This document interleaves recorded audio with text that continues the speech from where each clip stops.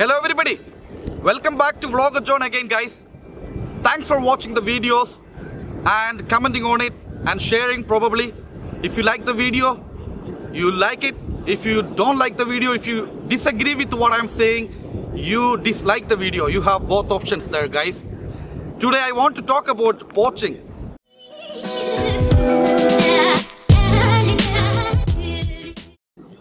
Guys, I have traveled to many destinations, many lakes in Canada. I mean mainly in Alberta. I didn't go out of province because of the COVID. But basically I have gone to almost 100 named lake, which include national park, which include provincial park, everything, okay guys? But I have seen a lot of people actually taking fish from a water body where you're not supposed to keep it. There's a zero keeping limit. It's only a catch and release. But I have seen people taking it home. Or the fish is almost dead and they're saying like, oh, this fish is dead, it won't go back to the water, so I'm gonna keep it. No. If you catch a fish from a catch and release water body and with the poor handling, or maybe it is not because of the poor handling, sometimes the fish can swallow the hook deep. If the fish swallow the hook so deep, the best way should be cutting the lines, you know. But if somehow the fish is dead, you can't take it home. You have to throw it back to the water body that it belongs. It can be taken by a fish, another big fish, or some birds, I don't know. It has to go back to the water body where it belongs. You can take it home because of that. Then I have seen so many people poaching fish, mostly white fish, and when I asked, I intervened, and they are saying like there's lots of white fish. For the balance of the ecosystem, you have to take a lot of white fish home. No, you can't. If there is a limit of 10 white fish you can take home, take 10, not 11. Okay? That's not acceptable guys. If you're poaching fish from a national park or a provincial park where there's no retention limit, it is absurd. It can happen. You know, our younger generation, our next generation, maybe they won't even see a natural brown trout or natural brook trout, or you know, I don't know, the brook trout are triploid or whatever. They won't actually see a naturally existing trout in those water bodies. You are taking that privilege of the young generation by taking a reproductive fish. If the fish is stocked, if it is not able to reproduce, you know, wherever you go, if there is a possession limit, you can take the limit of fish. I don't worry, I don't care. You know, but if it is a zero possession limit, you can't. It's simple, it's very straightforward. Don't take a fish from a water body that you can't possess it, okay? And I have seen a lot of people from different parts of the world.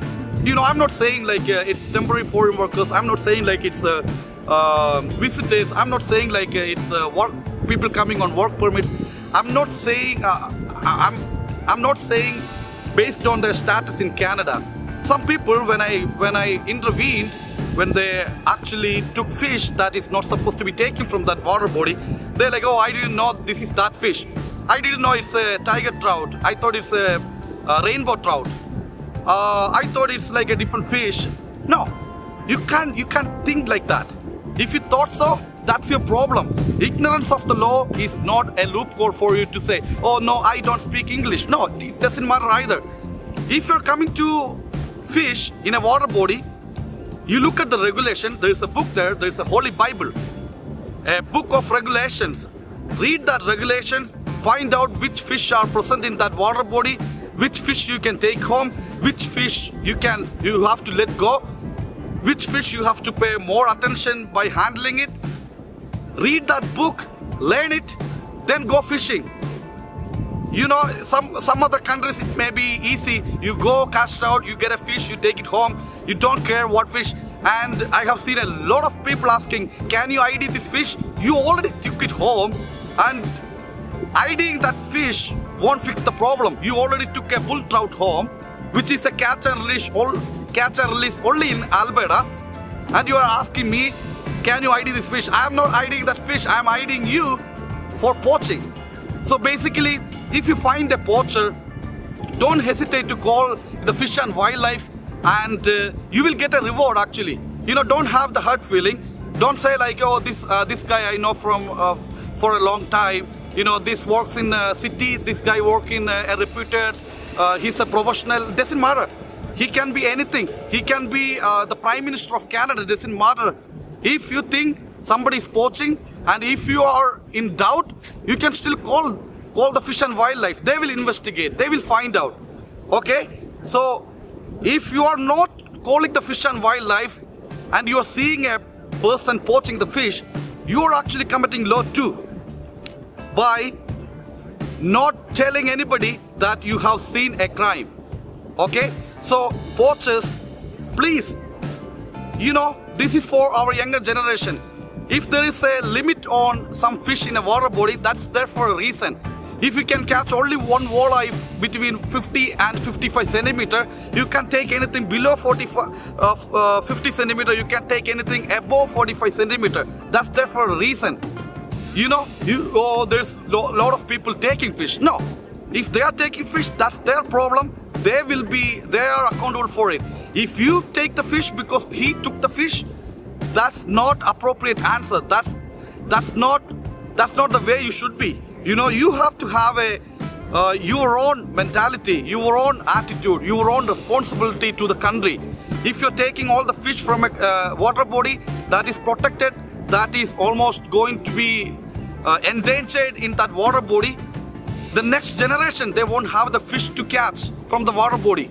If there is a possession limit, you can take the possession limit. You are not supposed to be taking anything more than the possession limit. Then you are committing a crime. So if you find a poacher, call the Fish and Wildlife, and you might be getting a $200 worth gift, you know, as a token of gratitude. You know, I'm not saying not for the $200. You have to report a poacher, okay? And if you see like a poor handling of fish, for example, a sturgeon is being handled very poor in our water body, you have to report it. You have to call the wildlife and they can investigate on it. You don't have to go talk to the person, talk to the poacher in person and have a debate and an altercation and have a fight. It is very simple. Just go into your car, call them, and nobody knows who called it. Okay?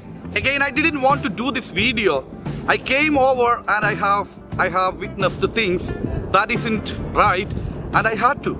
Like that's you know, I didn't stop the poacher. I didn't do anything, but I used my YouTube floor to educate some people, to let this image go through some of the people.